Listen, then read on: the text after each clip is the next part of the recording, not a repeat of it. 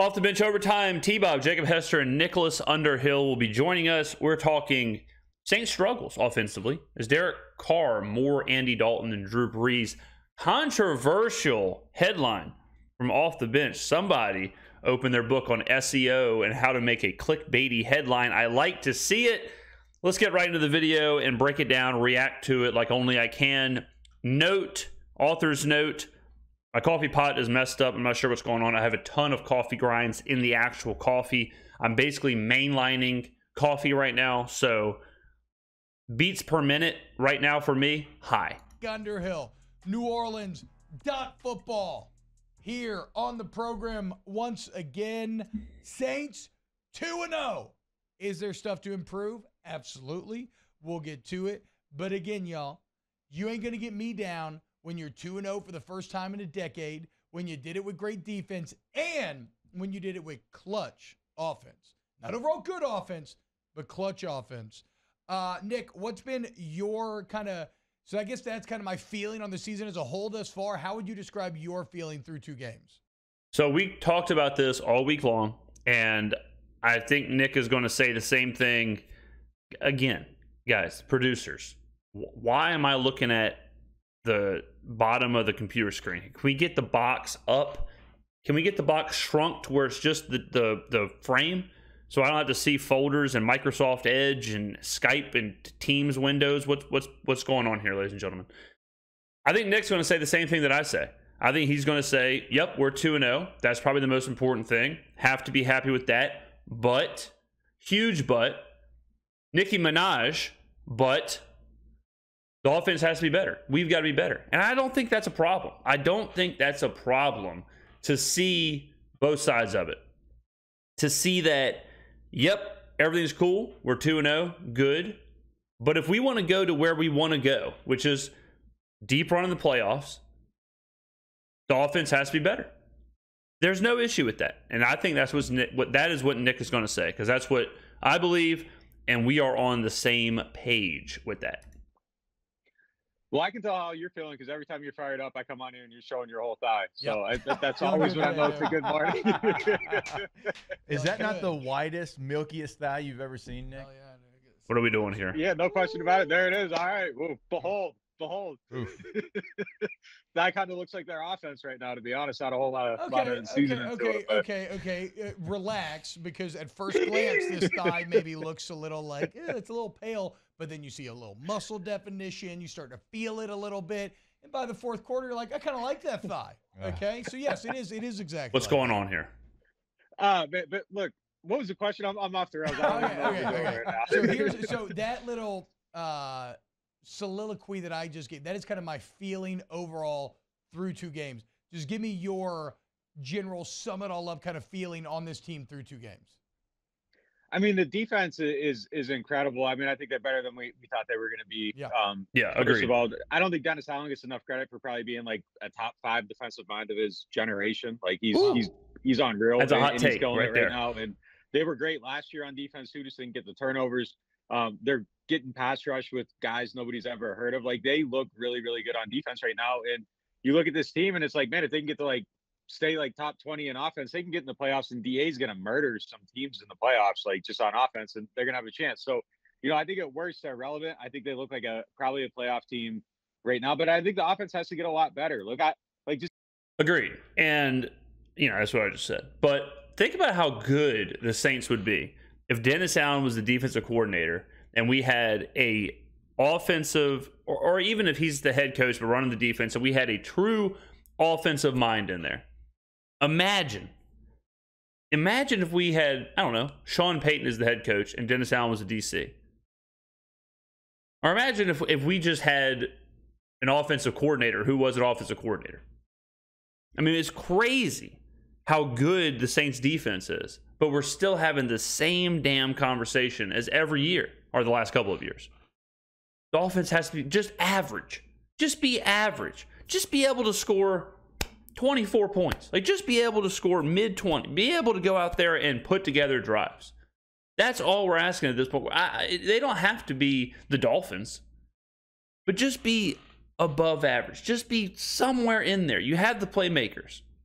just keeping it totally real. Like some of the stuff with Derek Carr has been a little bit disappointing. I think we were expecting a little bit more. It's taking a little bit of time to get going on some of it. There's some throws that I think that he's missed.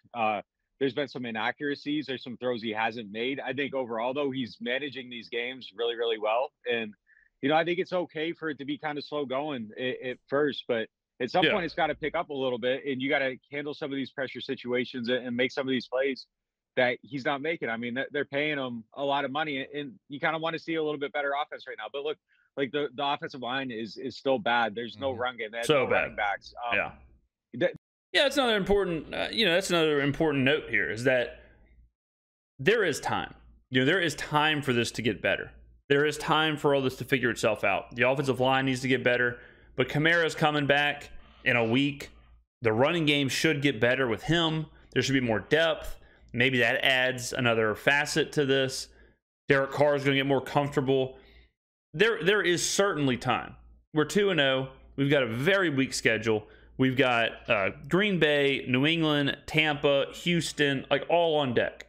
So we've got 3, 4, 5 weeks to figure this out, or week 3, week 4, week 5 to really kind of figure this out.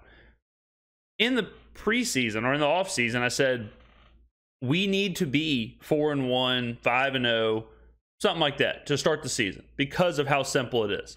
And if we get to that 4-1, 5-0, we get in that world, and we're still sitting here saying like the best is yet to come. We have some getting better to do.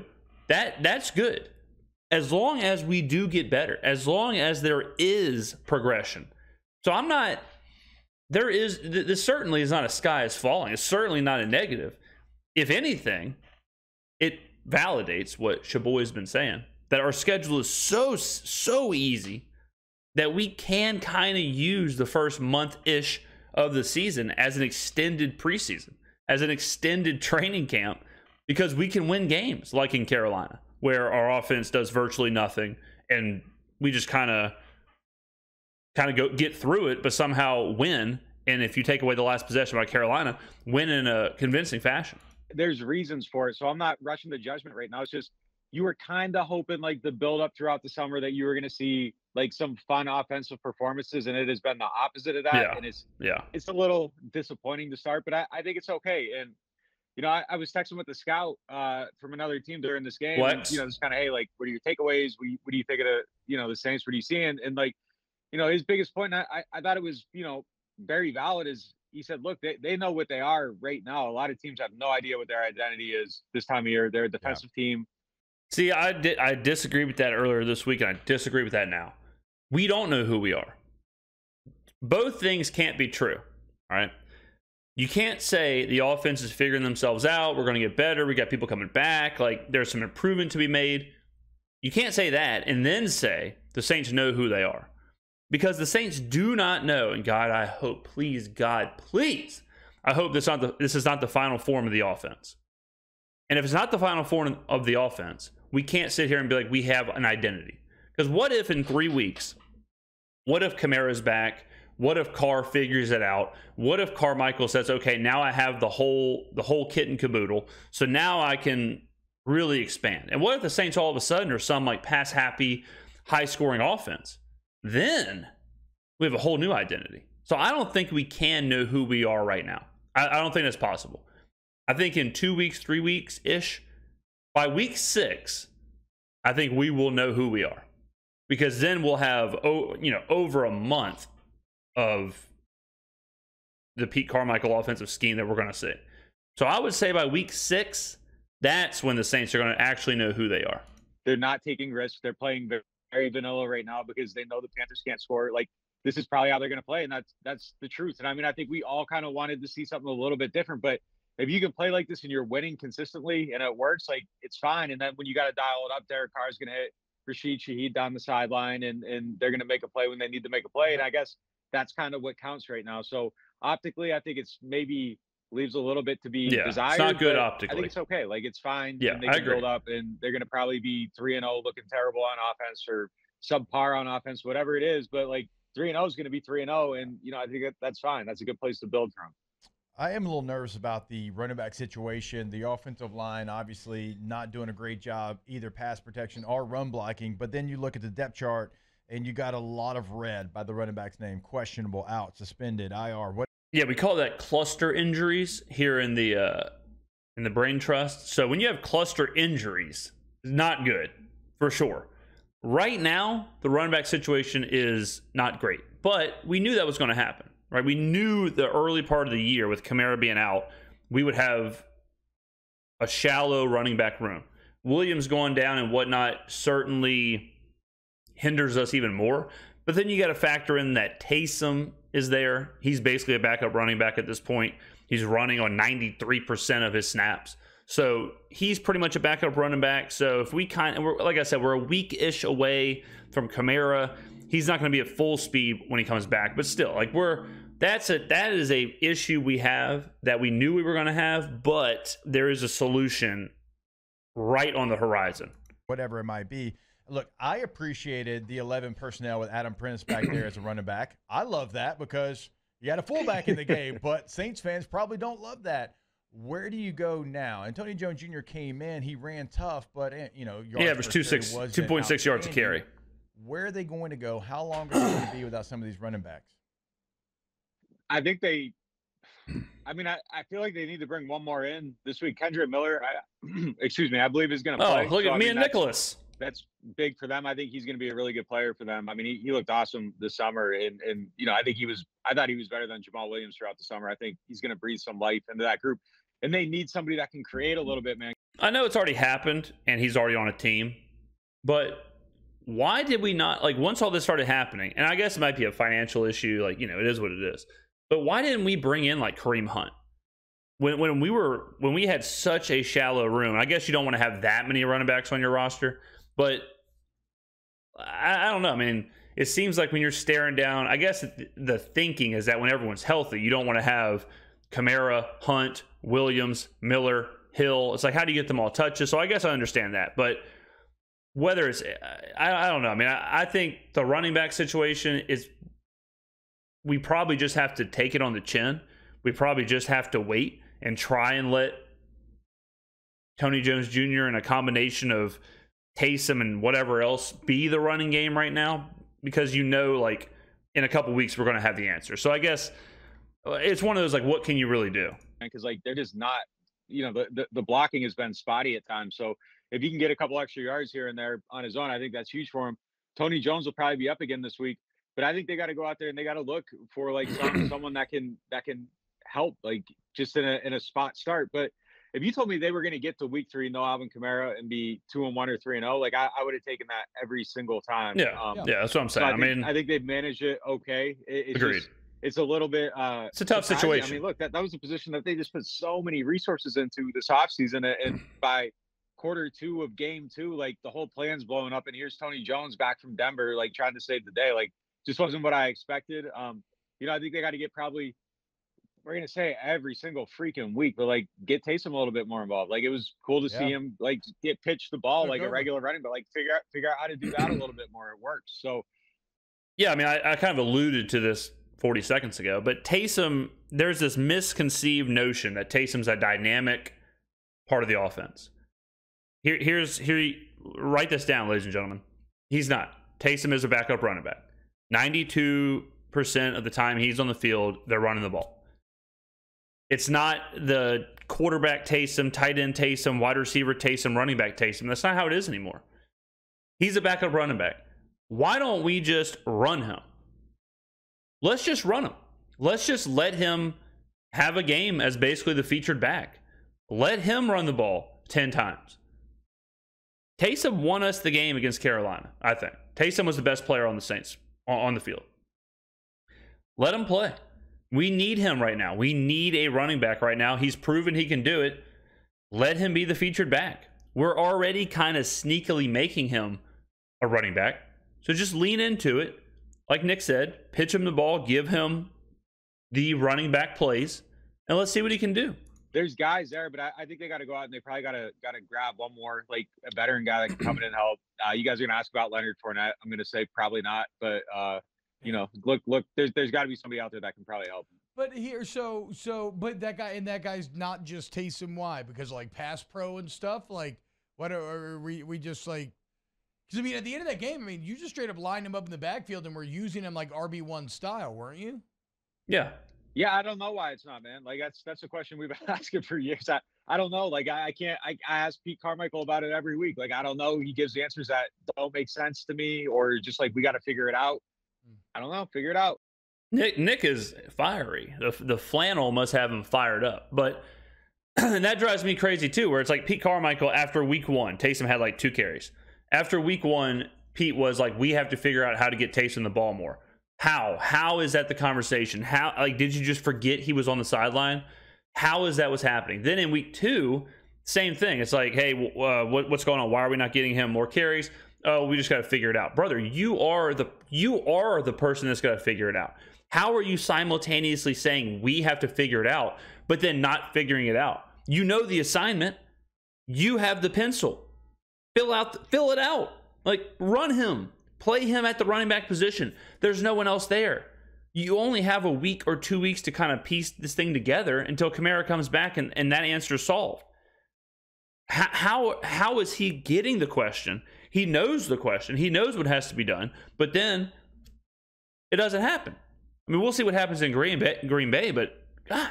Like, you got this guy here that averages a lot of yards per carry. Like, yes. Every single time he touches the freaking ball. Like, it doesn't make sense to me that for years now, it's just been like this,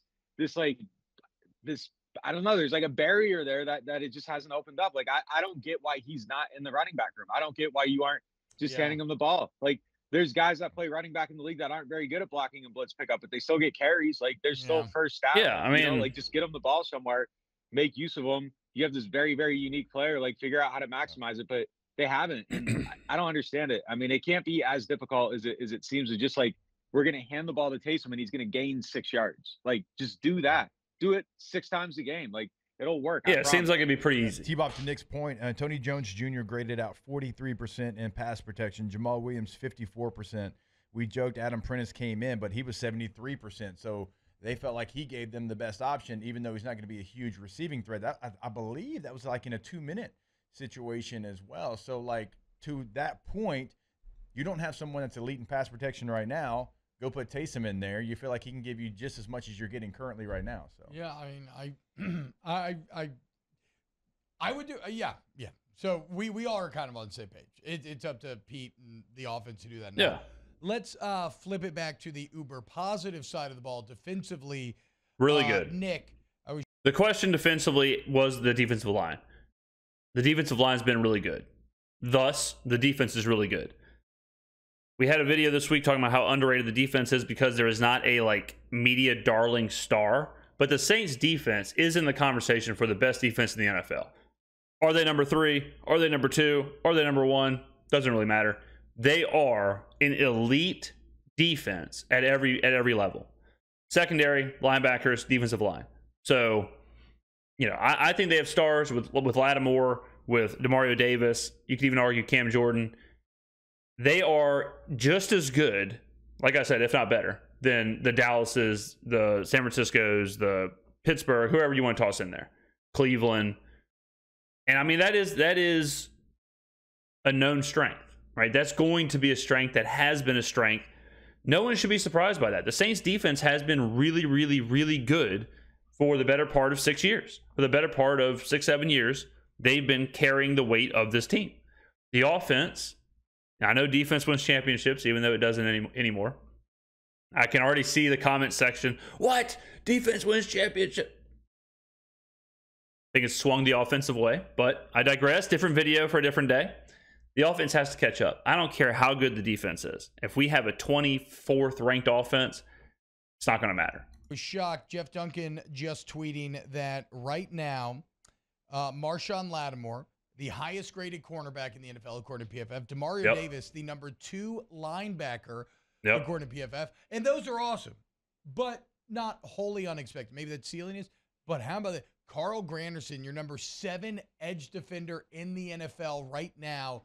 Has Carl Granderson been the most – I mean, I would have him as my early MVP for this team at this point. No, about that, but he's been Yeah, a he's pleasant looked surprise. awesome so far, and Yeah. that was kind of one of my main concerns coming in was the defensive line, and they're shutting me up. Like, there's not a lot to nitpick about it right now. I mean, they've been really good, and yeah, Granderson's been at the forefront of that. He had 6 pressures in this game, and I can't remember what he had last week. Yeah. It was the a big defense has number been there, really too. good. So Nothing bad to say he's there. coming into his own. I think the big thing with him too is that he's getting better at run defense, and that's been kind of the acceleration for him over the last 2 years, and how he's gotten on the field more and more.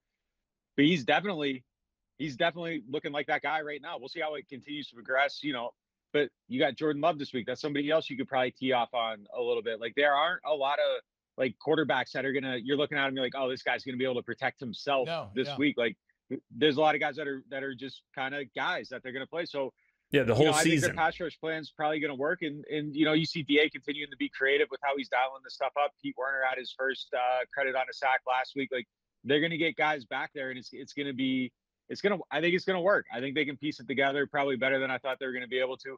I still would feel better if there was one more guy. I'd like to see Isaiah Foskey do some stuff. Didn't really see anything from him in this game. Do something. Yeah, I mean, I think they need one more option, but yeah, I mean, Granderson has probably been better than expected to start the season. Yeah, for sure. No one expected him to be the 7th best edge rusher in the NFL. Remember our talk with Nick every single week, brought to you by former Tiger attorney Chris Perrett here on Off the Bench. What about Nick? Okay, so it's kind of funny. You mentioned Foskey, right? Another second-round pick, edge rusher that's just not working out. It looks like you finally hit on a first-rounder, though. Brzee looking strong. Yeah, Brian Brzee's been looking very good. I haven't dove into this film to the level that you do. What have you thought about the Saints' first-round pick so far through 2 games?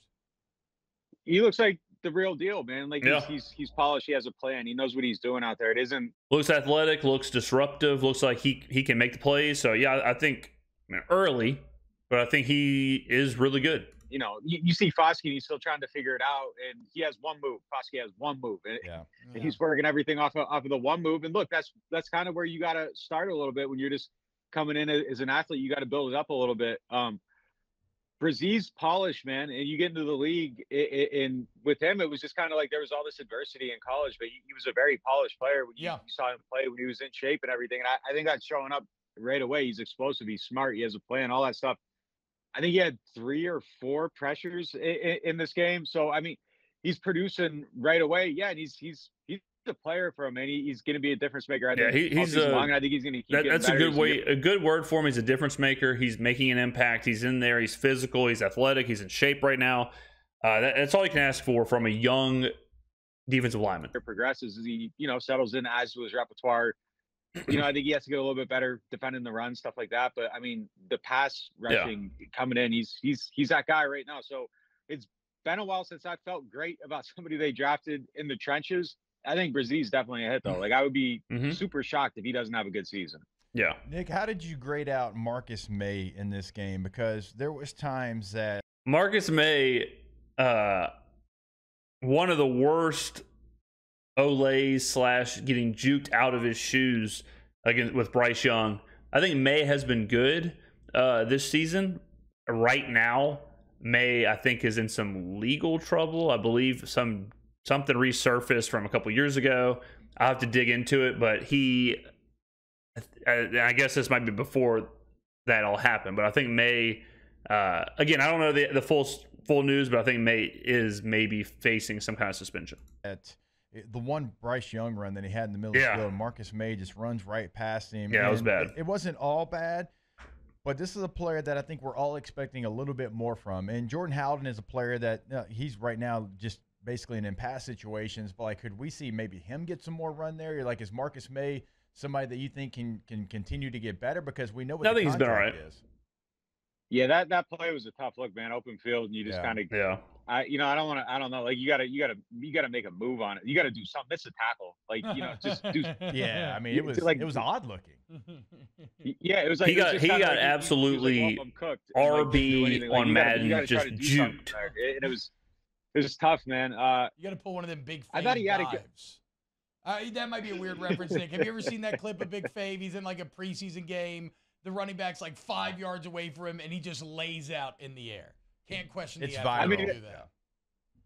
There's some effort though, man. Like, you just gotta do something. But I thought he had a good summer, and that this game was a little bit. It was shaky, man. The coverage was shaky. I thought that play was a little bit shaky. He had a couple things in run defense that were okay. Like I like his range. I like the idea of him. It's just kind of you want to see a little bit more dynamic stuff there. And man, when you get caught in one of those like isolating moments, it's just so hard to get that taste out of your mouth when you see it. It's just. I mean, it's hard to be like, yeah, this guy's a great player. This guy's great for us whenever you have that moment of him getting sent into the shadow realm by Bryce Young. You got to try to do something there. Look, I like Howden a lot. I mean, I think he's going to keep progressing. He's going to keep getting more snaps. I think he's a player too, for real. And he's looked really good in that dime package when they brought him in. He can play in the box. He can play deep. He has that versatility. May has some of that. Tyron definitely has it. I mean, so he's another guy that can add to that mix. But yeah, May was like, look, man, like early on in his career with New York, like he was kind of the other young guy that you talked about in conjunction with Marcus Williams. Just kind of like these are the two young safeties that are kind of out here killing it, looking really good. Last year he was coming back from the Achilles. I thought week one he was good. This week it was just like, like it's got to be a little bit of a mixed bag, but hey, Nick, I'm all right. You mentioned offensive line. We mentioned it coming into the year. That was maybe the biggest limiting factor. That was going to certainly is. Where this team went. Two guys that I want to highlight here. First, what growth did you see from Penning game 1 to game 2? And then what's going on with Cesar Ruiz right now? The offensive line is ass. They've played like ass. No ifs, ands, or buts about it. F across the board. We talked about bringing in some running back help. Might be time to bring in some offensive line help. Mix and match. Try and figure it out. Just try and piece together a starting unit that can give some kind of resistance to the pass rush.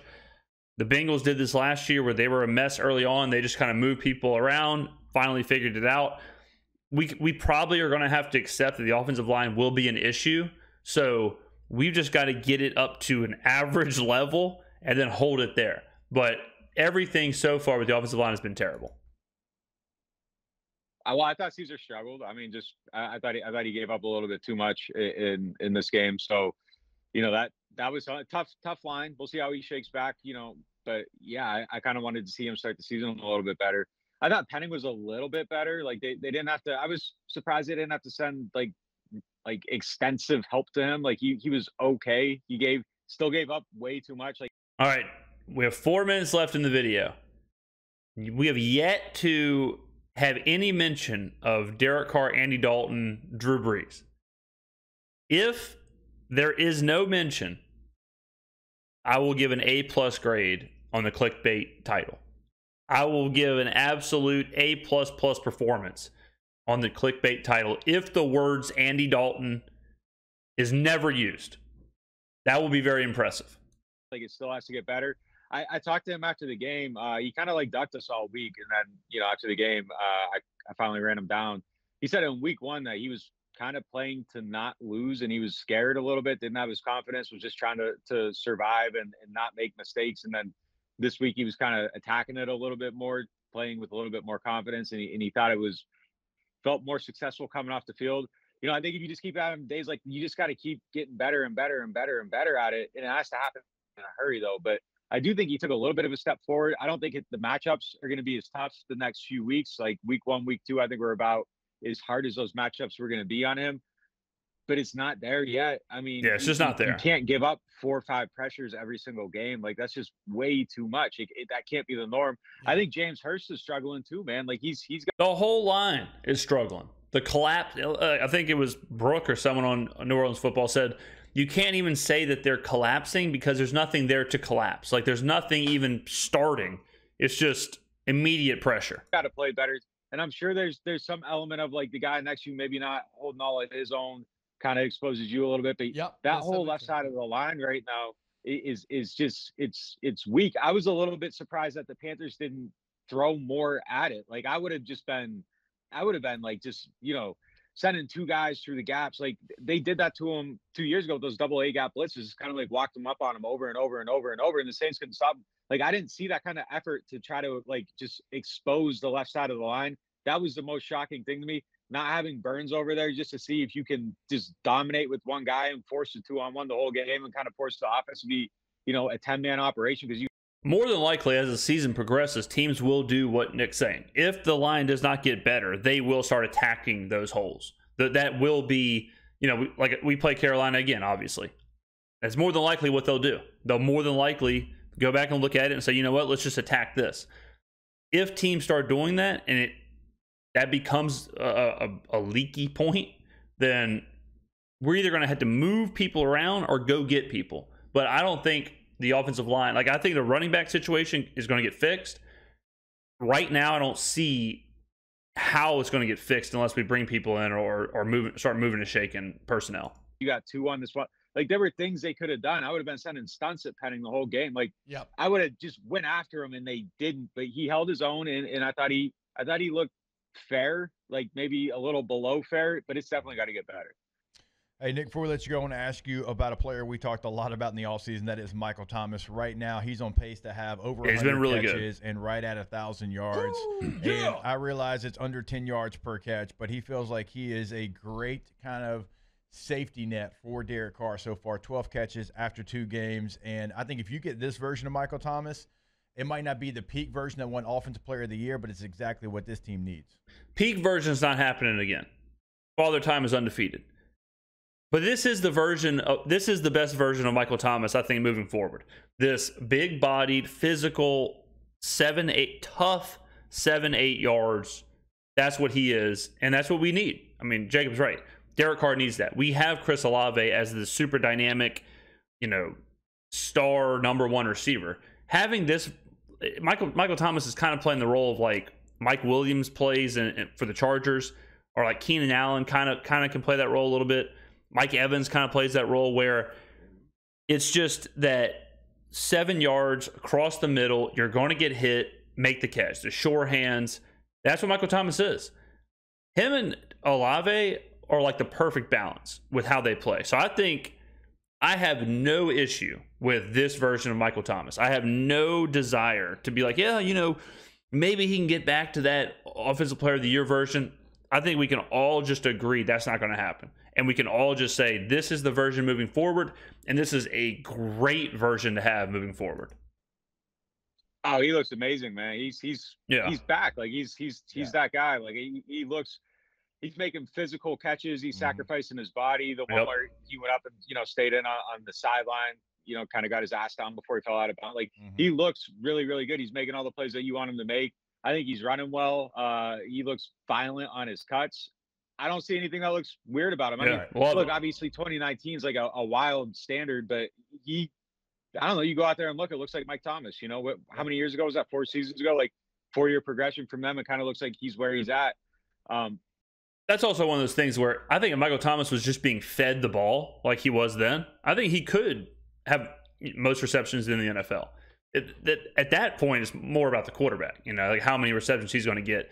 He's done everything he's been asked to do. If the ball is coming his way, when I'm watching, I've got a lot of faith that he's going to come down with it. Yeah, I think he's – look, I think I said this on here before. Like, I think he has a chance if he stays healthy to be the guy that leads the team in receptions and somebody else leads in yards. Agreed. And that's kind of what you want this team to be. You got 2 really explosive playmakers. You have Mike be the chain mover. My criticism of this is that, like, Carr just didn't find him in the second half. Like, he had 7 catches in the first half. Like, keep getting him the ball. The other thing I really like about him, too, is, like, on some of these broken plays, like, if you watch the All-22, like, you can see Mike just, like, making the necessary adjustments. They're kind of seeing the field together. It hasn't quite clicked yet. But when you kind of get that element going, too, and they're just completely on the same page, I think it's going to take another step. But, man, he started the season – I think if you had to say like an ideal scenario for weeks 1 and 2, I think he's hit the mark so far. Yeah, agreed. 100%. Man, I think like ideal would be how this last game broke down, where Mike had the most catches, Olave had the most yards, Shaheed had the highest average. Like, that'd be great. Yeah, man, that's probably how it's going to be. It's probably going to be Mike gets fed those receptions because he gets the tough yards. Olave is the dynamic guy who's going to get you the big chunks of yards, and then Rashid is probably the guy who he has 4 catches a game, but he's got 60-something yards because he's taking deep shots and all that. So that is probably the best triangle of the statistics. But I do agree with Nick. Like, it's going to come down to Carr and the offensive scheme to say this is working. Let's not run the ball 40 times a game with Tony Jones Jr. Let's not get 2.6 yards to carry. Let's get some of these tough yards with Michael Thomas. Let's keep feeding him. He's got 7 catches in the first half. If he has 15 catches this game, whatever. Sure, that's just how it's gonna be. Great if you could expand that over an entire year. Wow, just All right, and there it is. So no mention of Andy Dalton or Drew Brees. 10 out of 10 clickbait headline. Unbelievable stuff. Ladies and gentlemen, let me know in the comments below what you thought about this entire conversation. Mostly about Taysom Hill. Mostly about the running back spot. Mostly about, is it time to shift Taysom more into a full-on running back? Is that where he's just going to have to settle? Let me know in the comments below. I have to go drink some water. This coffee has my aorta absolutely screaming. Thank you for watching. I will see you in the next video.